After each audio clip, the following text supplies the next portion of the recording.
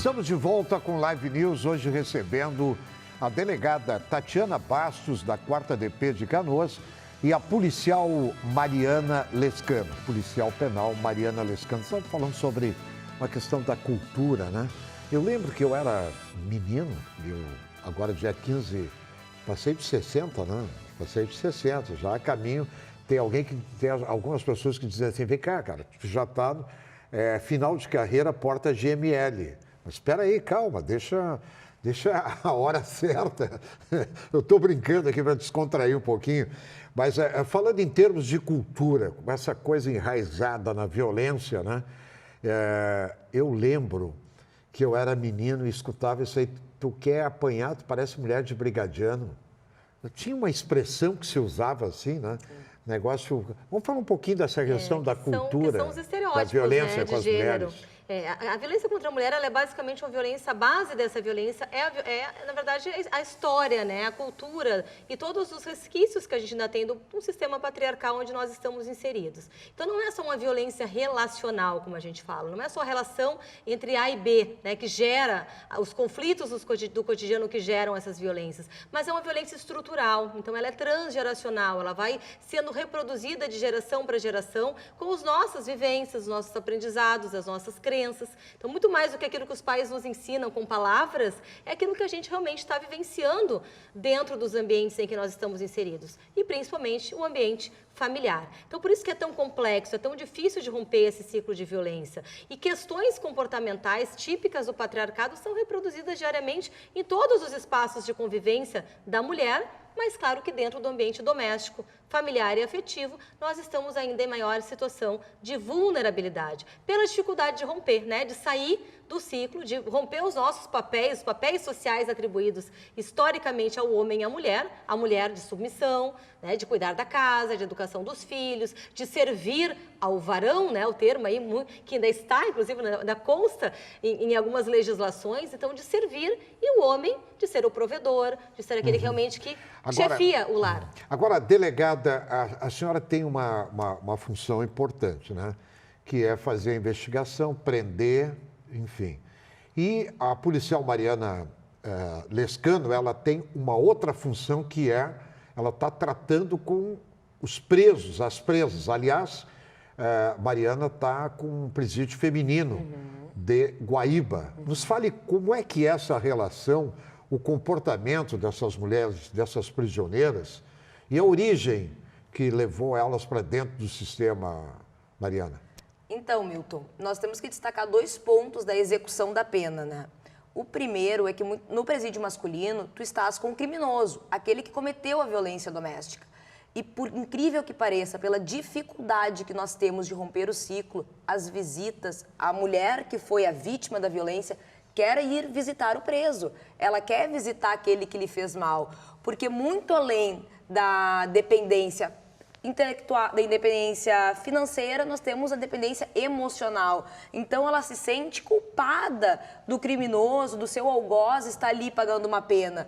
Então, no presídio masculino, nós temos que lidar com essa mulher, a vítima, que quer ir lá visitar o seu algoz e explicar para ela que, naquele momento, ela precisa romper o ciclo e manter a sua vida em segurança.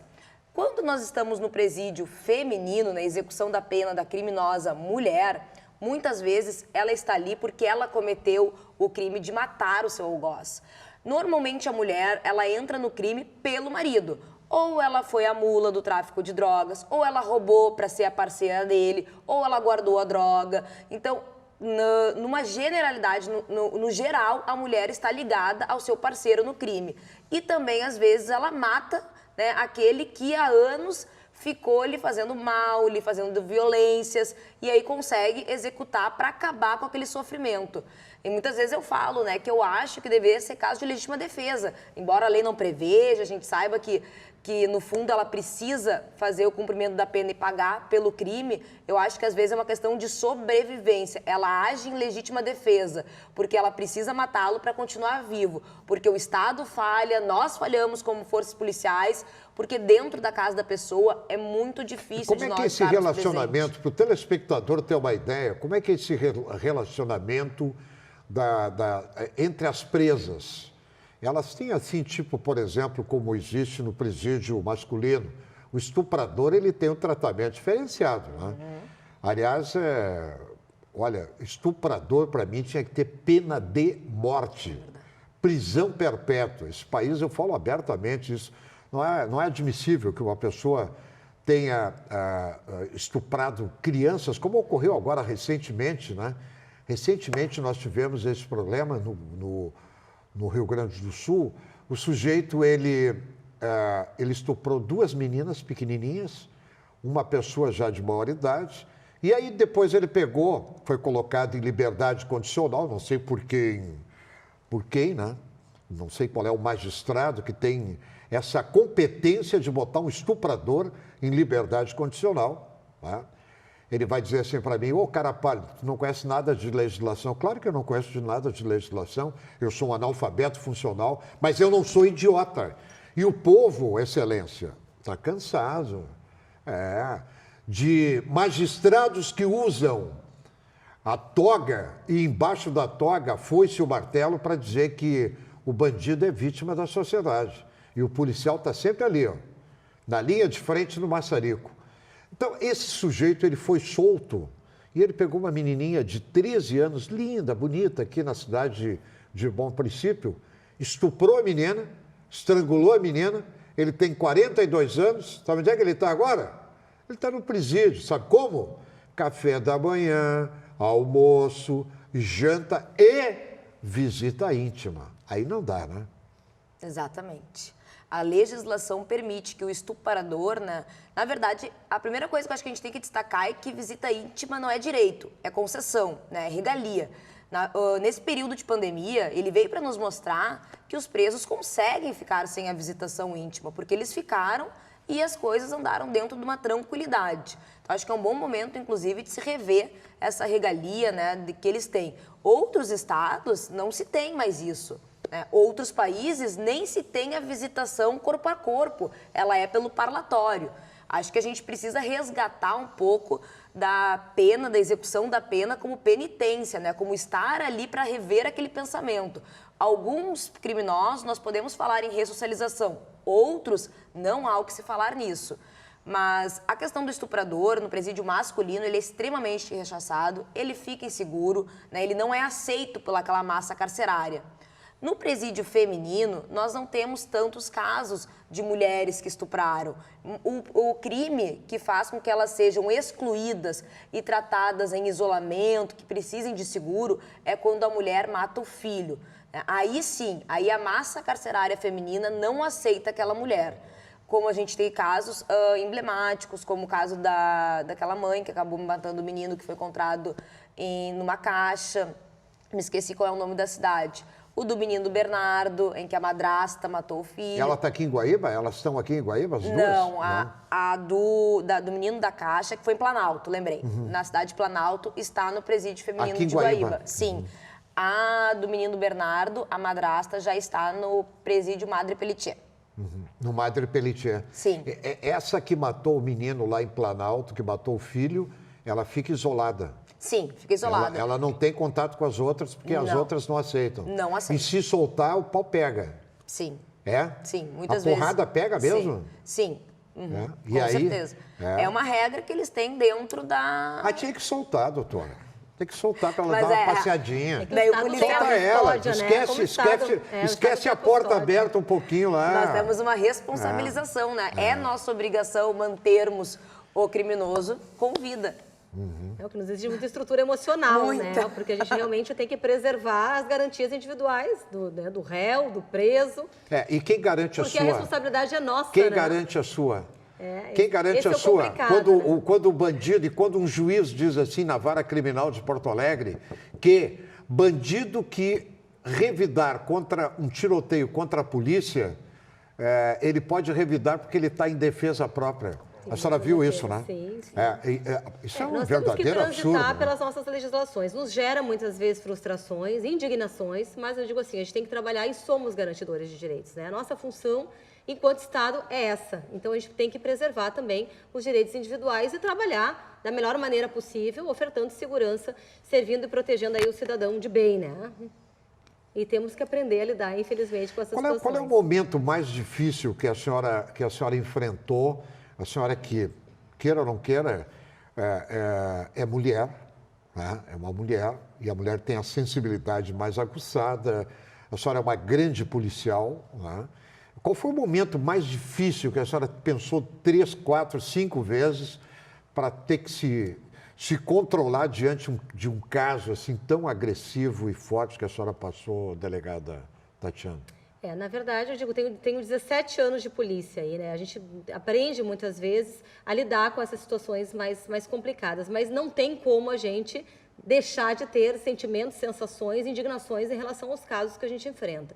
Como eu trabalhei muito tempo na área da violência contra a mulher, e nós vimos situações muitas vezes de agressores que matam a mulher e os próprios filhos, e acabam, alguns deles, depois na sequência, tirando a vida, são locais realmente muito pesados, né? Quando a gente vê um pai que realmente, às vezes, abusa sexualmente, mata os seus próprios filhos, são locais de crime muito pesados. Eu sou mãe também, eu tenho 3 filhos, então isso para a gente é muito difícil de lidar. As violências sexuais contra a criança também são muito pesadas, porque isso realmente mexe de uma maneira, gera um trauma, muitas vezes, que é irreversível na formação, deforma, como eu digo, né? Essas crianças acabam tendo problemas de relacionamento ao longo da vida, traumas, algumas adolescentes chegam a suicídio ou ideação suicida por conta das violências que sofrem, da exposição, dos traumas. Então, essas violências, para mim, elas têm realmente um peso diferente e é difícil de trabalhar. Mas nada que a gente, com o nosso preparo, com a nossa técnica e realmente, dia a dia,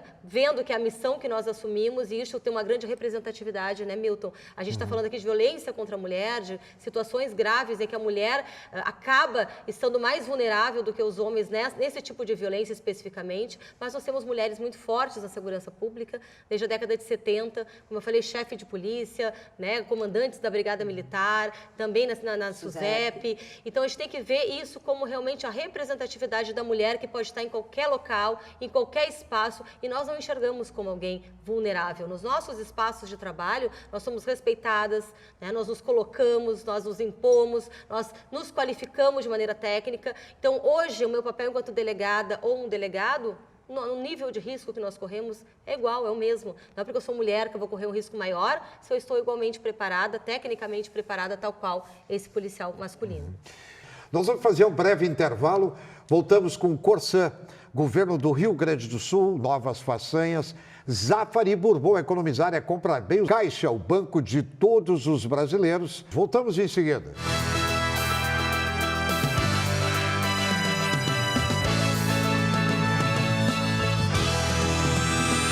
Chegou a segunda parcela do Auxílio Emergencial 2021. Para ver os calendários de pagamento e saque, acesse auxilio.caixa.gov.br.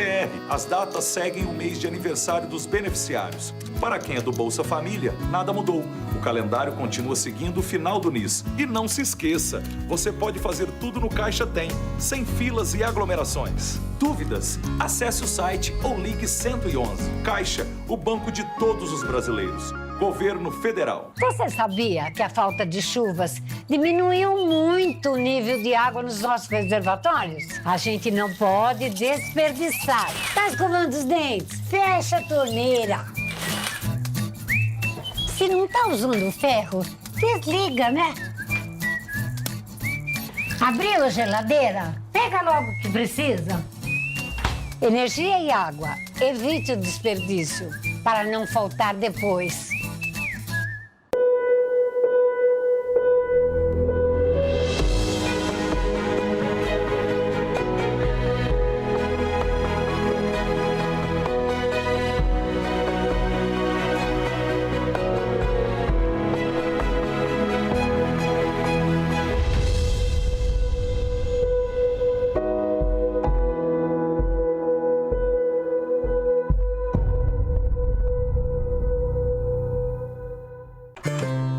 Bem cedinho, os Schneider encontram a Estrela e a Duquesa, que produzem o leite fresquinho e nutritivo que a Laurinha sempre encontra quando vai no Zafari.